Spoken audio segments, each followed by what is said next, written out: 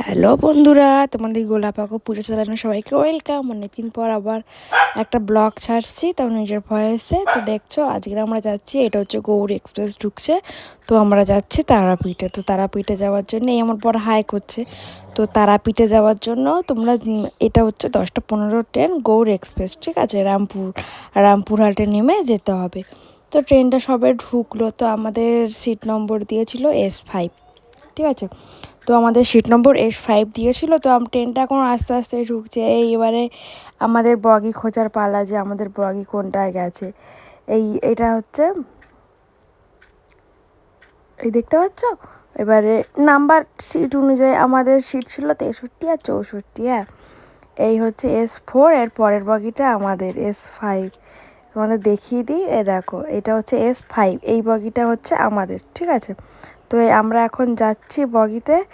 আমাদের মানে সিট নম্বর অনুযায়ী তো আমাদেরকে ঢুকতে হবে না, আমাদের সিট নম্বর মানে ওই দিকটা ছিল। তো এই ট্রেনে উঠে গেছি, দাঁড়িয়ে বাইরেটা দেখিয়ে দিচ্ছে, এই নিজে একটুখানি দেখিয়ে নিলাম। তো এই দেখতে পাচ্ছ ভিড়ে এখন সিট নম্বর দেখছি এটা 71, এই হচ্ছে সিট, বড় আগের থেকে উঠে বসে গেছে।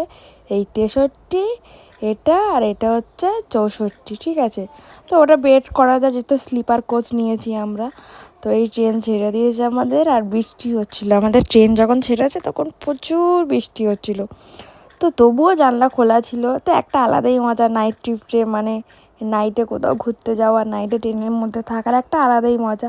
তো আমাদের ট্রেনটা 10টা 15 ট্রেনে ছেড়েছে। ট্রেনটা 10টা 15 ছেড়েছে, স্টেশনে রামপুরহাটে গিয়ে পৌঁছাবে 3টে 20-তে। তো এই ট্রেনের মধ্যে বসে আমার বরকে বললাম একটুখানি ভিডিও করে দিতে। তো আমার বর একটু আমার ভিডিও করে দিচ্ছে। তো তোমরা দেখো, এই পাশ থেকে একটা ট্রেন চলে গেল, তো ভিডিও করে দিচ্ছিল। আমি ওখান থেকে একটু পোজ দিয়ে দিচ্ছিলাম নিজের মতন করে, ঠিক আছে? এই পাশের কোচে সবাই আছে। এবার বৃষ্টির ঝাপটাটাও পড়ছে, মানে এক্সপ্রেস যত জোরে যাচ্ছে বৃষ্টির ঝাপটাটা পড়ছে। তো এই দেখো, এই ঢুকছে আমাদের বর্ধমান জংশনে ট্রেনটা ঢুকলো। তো বর্ধমান জংশনে ট্রেনটা ছেড়ে দিচ্ছে বর্ধমানে। এবারে আমি একটুখানি সামনের দিকে দাঁড়িয়ে একটুখানি করে নিলাম। তো দেখো পোজ দিয়ে নিলাম। তো স্টেশনটা ভালোই, অত রাতে ভালোই জমজমাট ছিল।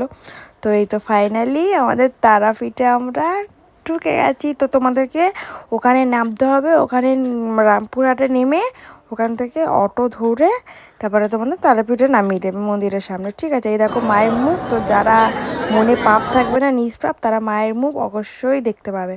তো দেখো তোমরা, ঠিক আছে? এই হচ্ছে আমাদের তারাপীঠের মন্দির। তো আমি মানে বেশি বড় করলাম না ভিডিওটা।